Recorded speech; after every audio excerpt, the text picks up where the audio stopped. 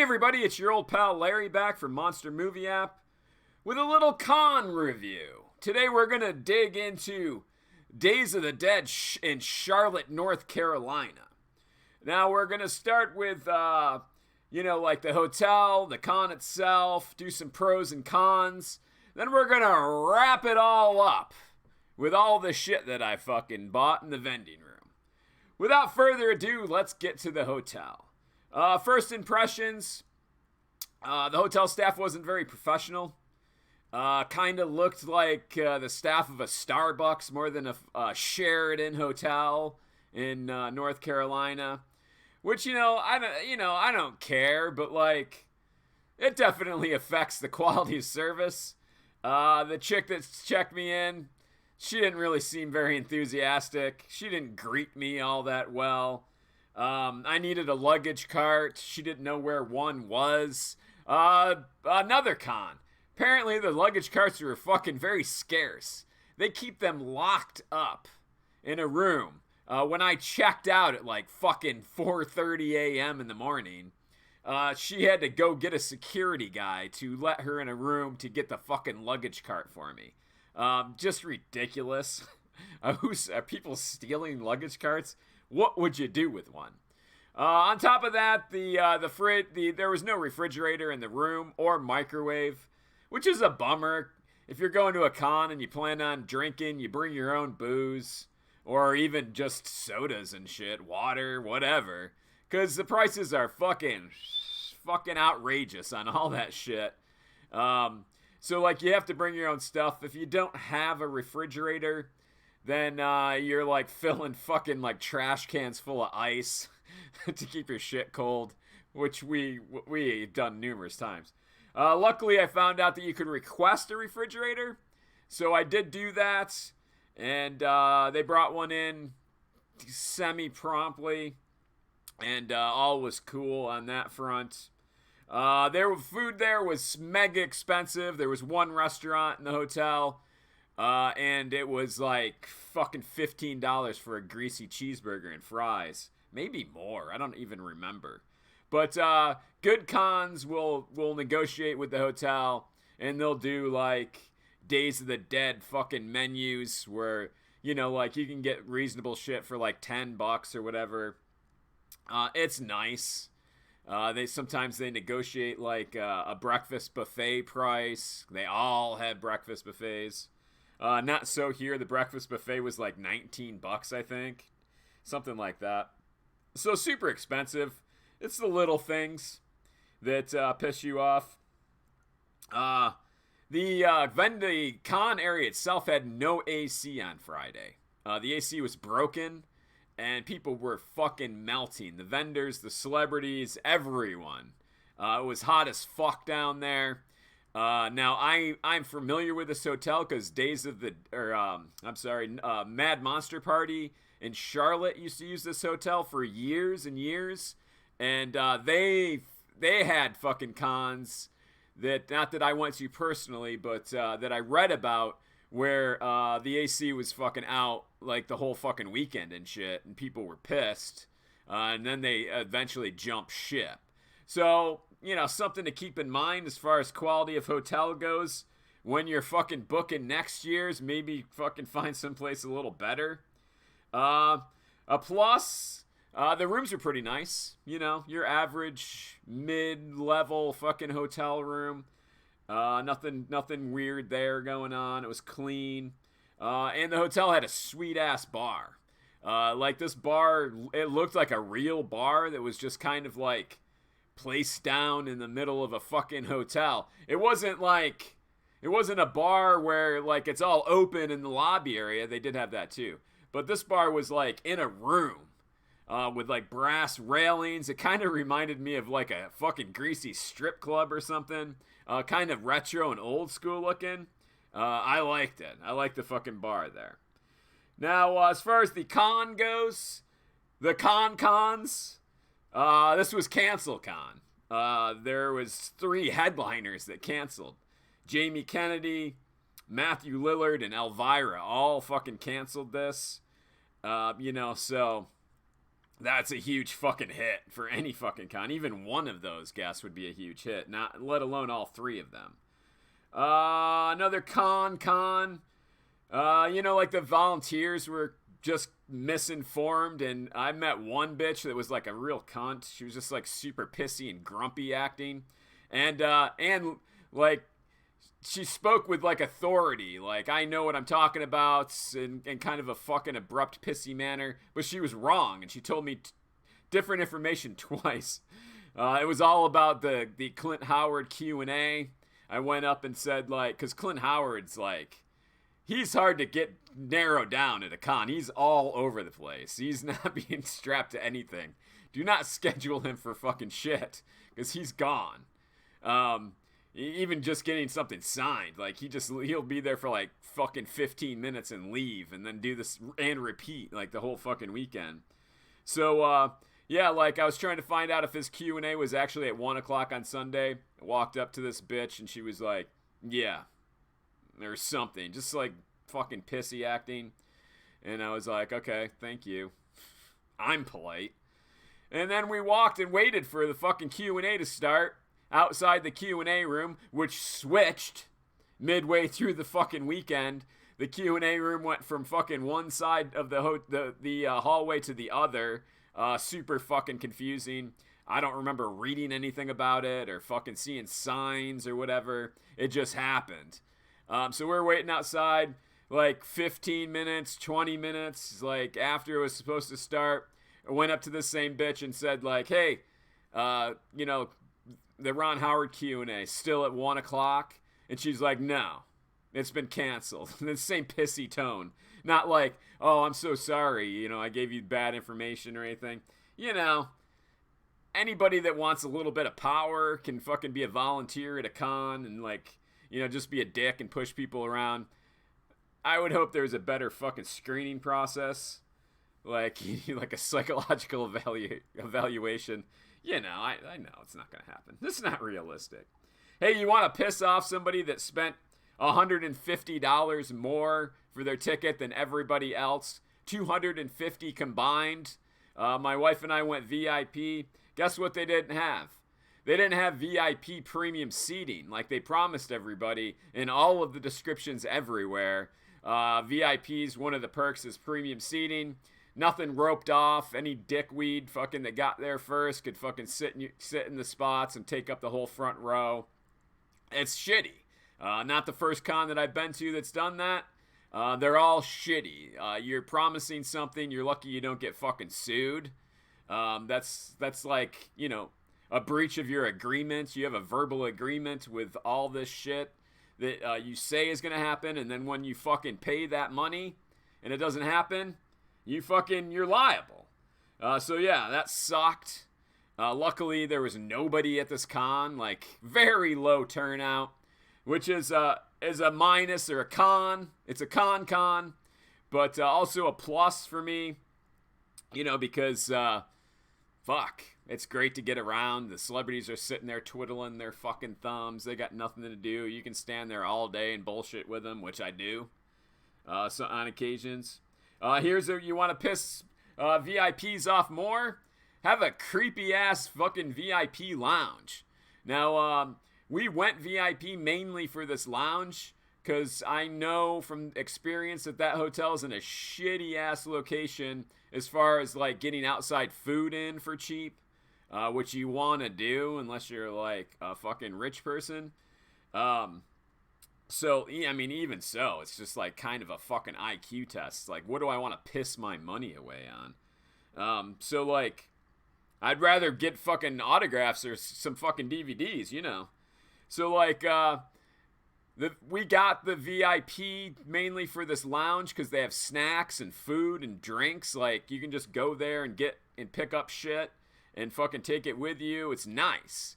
We did it in Atlanta at a Days of the Dead. And it was fucking great. It saved us fucking money. In the long run, it's fucking way easier than fucking DoorDash or something and waiting in the lobby. All that crap. So we went to the fucking VIP lounge. Holy crap, this thing was creepy ass creepy. Like, in Atlanta, there was this huge 2-story suite. at this hotel, it was this little tiny fucking room, and we walked in, and it was like dimly lit. And there's like a shit like 20 people sitting around like jammed on a couch and a couple chairs watching like Return of the Living Dead or some shit. And like it was like all quiet in there, and we like walked in, we're like looking around for the food. A volunteer came up and he was like, "Oh, we're just sitting around waiting for pizza and watching a movie." And I'm like, "Okay, we're gonna get out of here because I'm afraid I'm gonna get ass raped up here. It's fucking weird. It was a weird vibe." So we got the fuck out of there and never went back. So we never took advantage of that.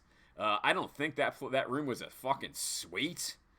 Maybe there was something around the corner. I don't know, but like it needs to be in a better fucking room, open that will fit like a lot of people comfortably without it being like. I mean, I felt like I walked into somebody's living room while they're in the middle of watching a fucking movie. It was just awkward. So that sucked. They fucking owe me money on that, too. Another con would be just too much fucking karaoke. I know a lot of people like it, but I fucking hate it. That is not a form of entertainment for me. They had it Friday and Saturday night. Now, granted, they had Saturday night, they had a band, but as soon as the band fucking was over, karaoke started up, and fucking we were fucking out of there. That was it. Done. Went to bed early because there was nothing to fucking do. Bad MC for the Q&As. You know, just I can't stress enough that cons need to like kind of pay somebody a little bit of money. Maybe not like, you know, I'm not talking about getting fucking De Niro up there to do Q&As, but somebody with a little fucking stage presence, somebody that knows how to ask questions. Maybe throw them a couple bucks instead of like, you know, just having your buddy do it or whatever. The dude that did it, you know, like he was just asking weird questions. They weren't like, a lot of it wasn't even about horror movies. It was like, what's your favorite rom-com and shit like that. And it's just like, you know, this is a horror convention. I want to hear about fucking horror shit, you know? I don't want to hear about fucking something about Mary or fucking whatever.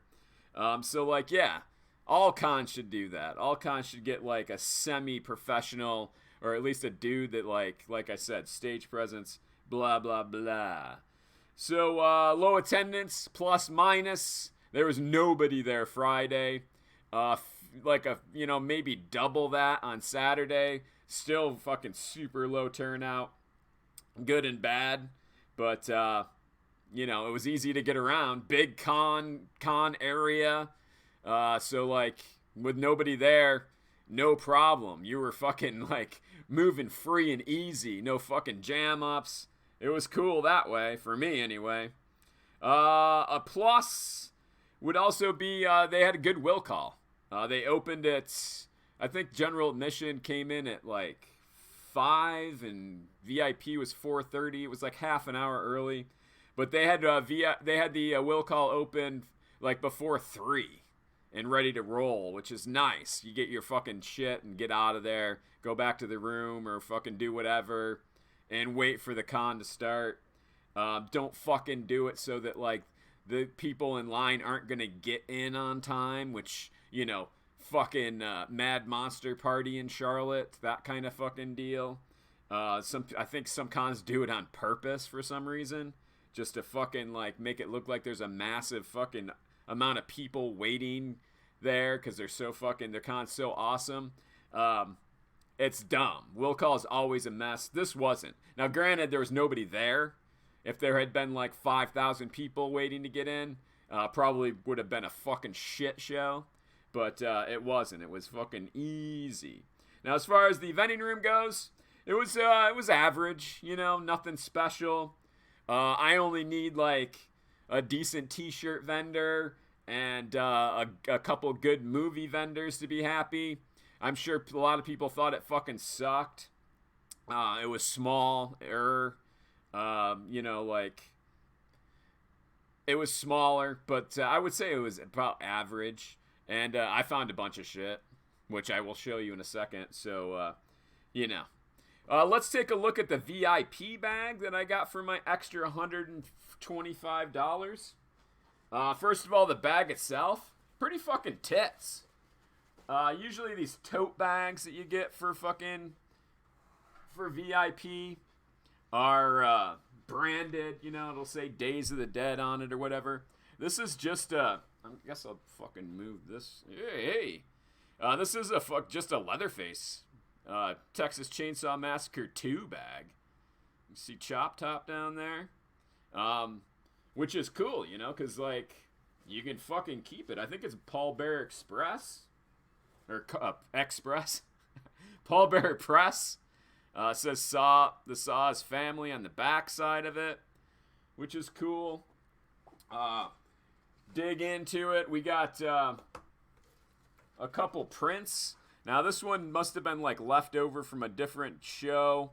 They were just giving these away. That was a freebie. But, like, the print that you get for your $150 or $125 extra is this, which is pretty fucking tight. I like it. That may be a Clive Barker design or a piece of artwork. It sure looks like it. It just dawned on me now, but, like, I think that might be Clive Barker. But no, it's fucking it's TS.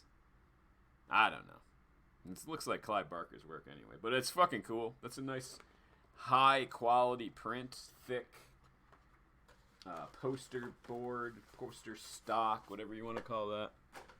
So there's that. Got ourselves a magazine. Never heard of this magazine. Phantasm number 3. Pretty cool. I was looking at it. It's like an anniversary, 50 years of Night of the Living Dead. And tons of info in there. Got a fucking centerfold of the cast and crew there. I was impressed with the magazine. You don't see, like, kind of cool underground, I guess, indie fucking horror magazines that much anymore, because everybody's fucking online. And this clearly is just started. So I went up. I was thinking about grabbing the other ones. This is number 3, like I said. I was going to grab the other ones and see where do I put stuff. That's a question. And see if maybe I just grab the other ones. And they were like $20 each. And I was like, no. So we got 2 autographed pictures. My wife got one. I got one. Somebody from Nightbreed, I believe this is. Not a fan of that movie. Jeepers Creepers. Not sure which person this is that signed this. Maybe Stan Shaw, maybe. But Jeepers Creepers I like, okay. So 2 free autographs, 8x10 autographs. That's, well, 1. T-shirt. Got a t-shirt of the same artwork from the poster. There. Not by Clive Barker, I guess. I don't know. It's by TS. But pretty cool. I like the design. Nothing on the back, which works for me. That's my favorite. A lot of times I'll regret getting, I wear a large, but I'll get like an extra large, just like of shirts that I wouldn't wear out in public, for what various reasons. They're too loud. I don't like shit printed on the back. I like simple black and white designs. So like I'll get like an extra large just to fucking bum around the house. And I got this in a large, and I'm happy because it's a shirt I would wear outside. We got some coupons for like a haunt. It's like a couple free passes to Woods of Terror, I guess, a local haunt. We got a 20% off coupon for a vendor that I obviously did not use. And this is pretty cool. This is definitely Clive Barker. 99.9%. Magnet. I can't read the fucking signature, but like that looks like Clive Barker. There's no way that's not Clive Barker. But a nice magnet. It's gonna look cool on the fridge. So all that's I think that was everything from the VIP bag. You know, I would say above average. I would say above average on that. Better t-shirt. The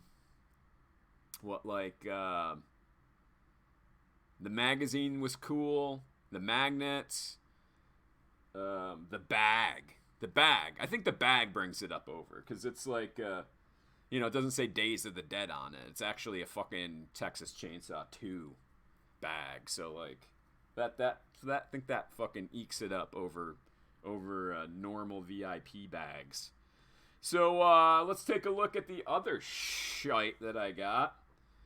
Some t-shirts. I've seen this around. I've been wanting to get it.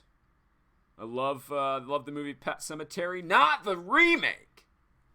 The original Pet Sematary, and this is branded. This Pet Sematary brand, which is fucking kind of cool. But yeah, I think that was like $20. That's cool. And Creepshow. Perfect fucking design for me. Simple, mostly black and white with a little red in there. But that's an awesome fucking design for me. Can't wait to wear it. I've been had it on ice waiting to do this fucking video.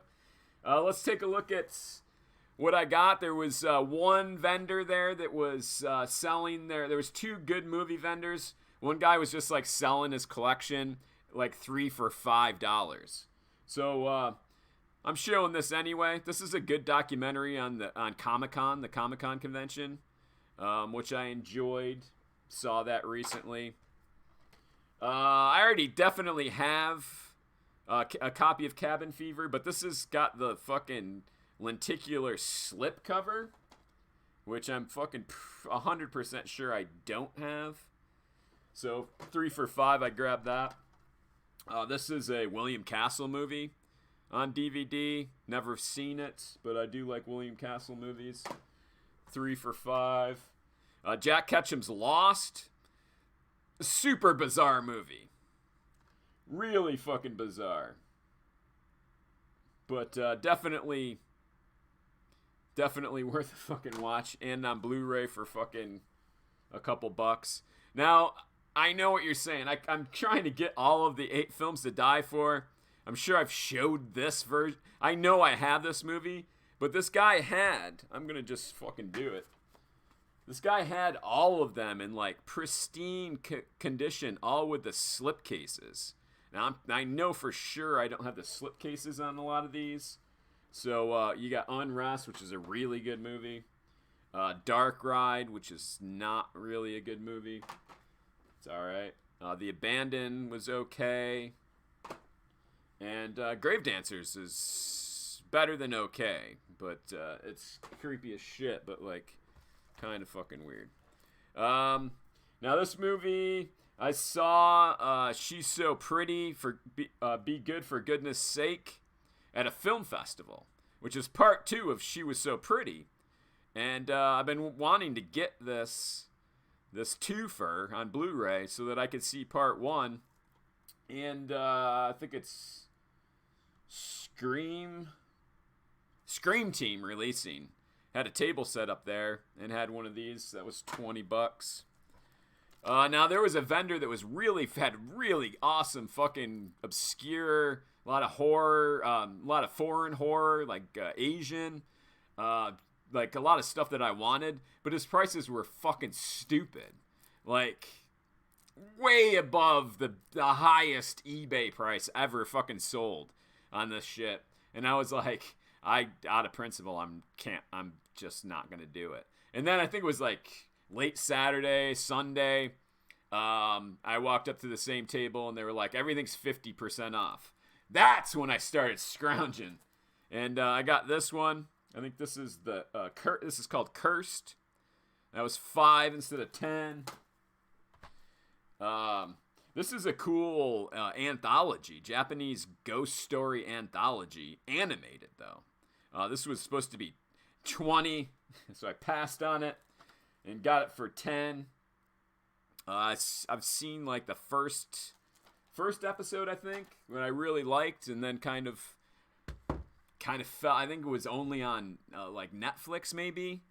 And I don't have Netflix, so it kind of fucking fell by the wayside. But I'm going to check that out. This was 20, but 10. Cool Tokyo Shock double feature. With The Commitment, which I've definitely not seen. The Unborn I've seen. And I think I own. But it was fucking $10. Brand new. So I paid $10 to see The Commitment. Which, like I said, I've never seen. But, and then I have a cool-ass fucking box set in my collection. So, here's Lords of Chaos. Black metal movie. Based on a true story. But, this is fucking... Somebody was selling VHS of this.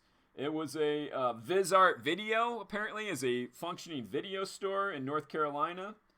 And they do screenings there and stuff. Didn't go to the store, but I talked to the guy. And they, in retro release, Home Entertainment apparently did this. I guess it's legit. I don't know. It was $20.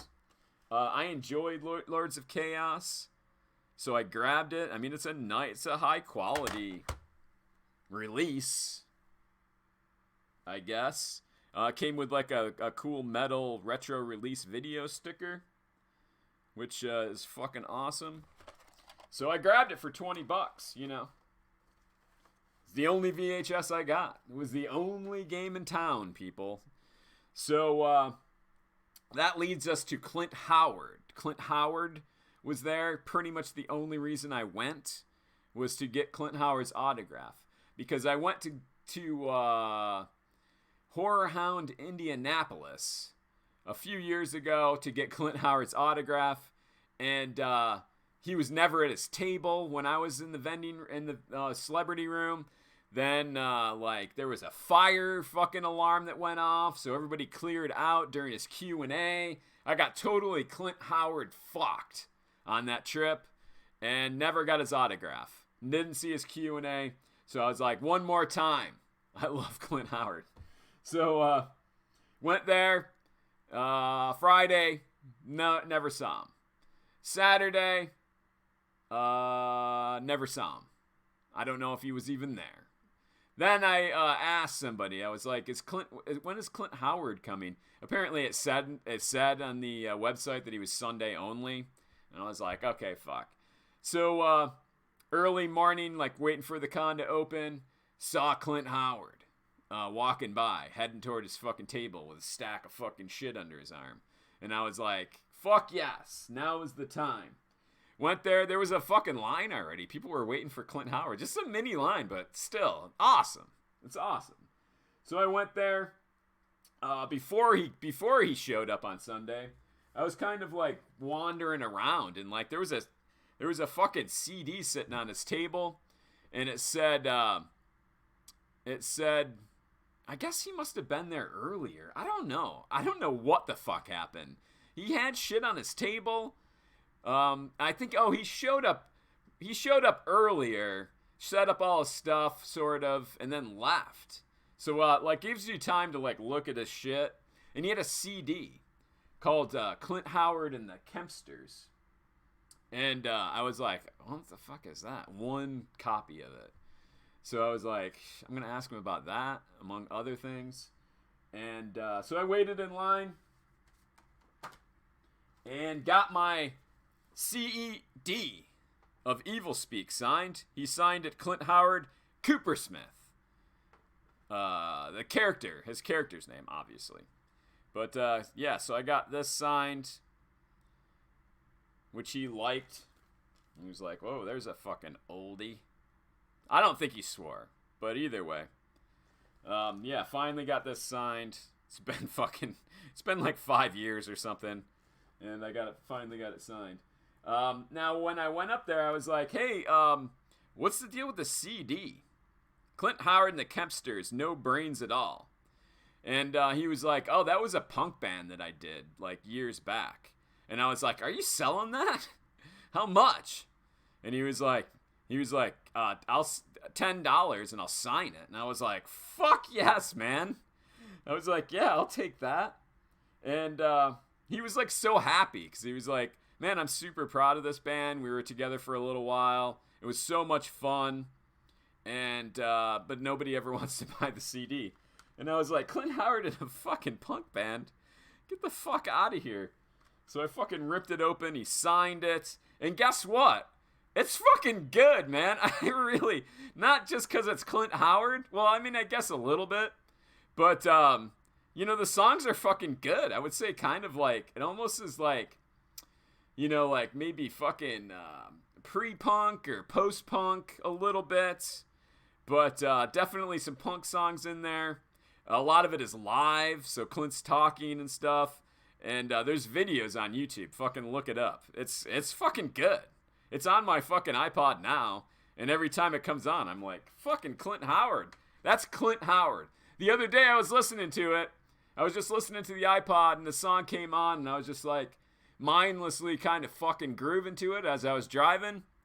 And then it dawned on me. I was like, well, first I was like, man, this is a good fucking song.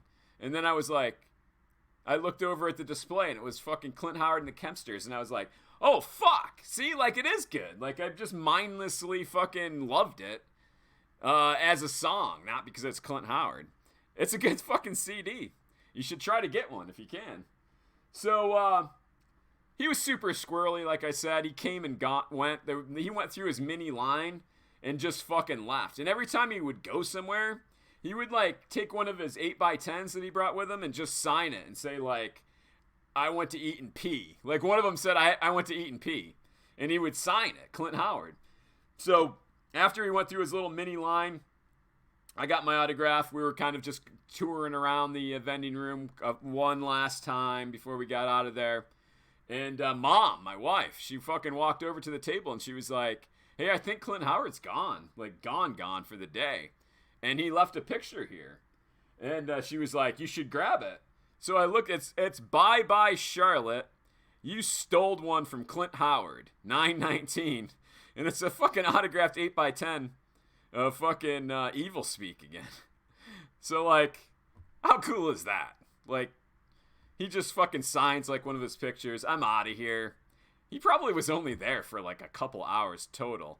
I mean, I would assume he flew in from fucking L.A. and was just there for a couple hours and then fucking took off. Never saw him again the fucking rest of the day. But yeah, he just signed that and left it on his table. I'm fucking out of here. Steal it. Steal this photo. So there you go. There's all the shit that I got. Let's do my final review. Could we make this any fucking longer? Question, would I go back to this convention? And the answer is yes, I would go back. I had a good time. I make my own good time, mostly. And so, like, it doesn't really matter what's going on. But I like small cons now that I'm fucking old. I don't want to do, like, a massive spectacle where you can't walk around the vending room and fucking browse at shit. I would rather have it be small. But one thing I would definitely say about this con, I would go back, but not fucking VIP. There's no need for it. Some of the privileges that you get with the extra fucking $125 aren't fucking held up, and some of them are it's a little shady. So, like, there's no need. There was never a crowd to get, like, anywhere, like, in a Q&A. They're not going to save your seat anyway. You have to be super dedicated to get any food out of the fucking VIP lounge. You would have to fucking sit through some bullshit. That's not worth it. And, you know, there's no need to get in half an hour early because, like, there's nobody fucking there any fucking days. So there you go, everybody. That's my review, and I'm sticking by it. Until I see all of you motherfuckers again, as always, get the fuck out of my house. Bye.